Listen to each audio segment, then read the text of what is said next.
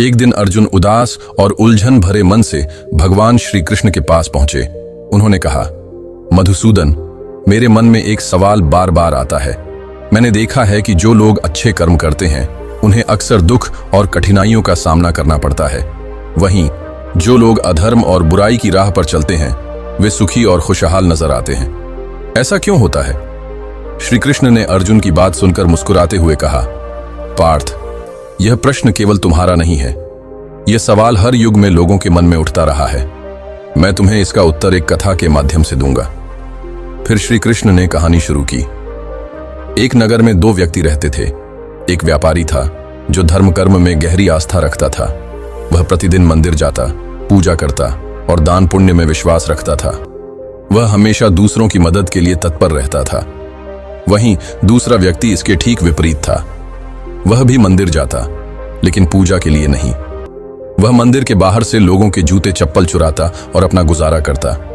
उसे धर्म और ईमानदारी में कोई विश्वास नहीं था। एक दिन बहुत तेज बारिश हो रही थी। मंदिर लगभग खाली था। यह देखकर चोर ने सोचा कि यह सही मौका है। उसने मंदिर का सारा धन चुराने की योजना बनाई। जब वह चोरी कर रहा था, उसी समय व्यापारी भी पूजा करने के लिए मंदिर पहुंचा। दुर्भाग्य से पुजारी ने उसे चोर समझ लिया और शोर मचा दिया। लोग इकट्ठा हो गए और व्यापारी को खूब पीटा। किसी तरह वह वहां से भागा, लेकिन बाहर निकलते ही एक गाड़ी से टकरा गया और घायल हो गया। दूसरी ओर चोर मंदिर का धन लेकर खुशी खुशी अपने घर लौट गया। व्यापारी ने यह सब देखा और उसके मन में गुस्सा और निराशा भर गई।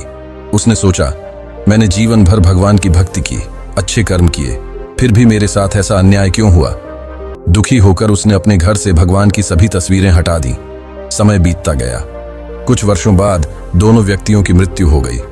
जब वे यमराज की सभा में पहुंचे तो व्यापारी ने चोर को देखकर गुस्से में यमराज से कहा, मैंने जीवन भर अच्छे कर्म किए, फिर भी मुझे सिर्फ कष्ट और अपमान मिला, और इस व्यक्ति ने केवल बुरे कर्म किए, फिर भी इसे धन और सुख मिला।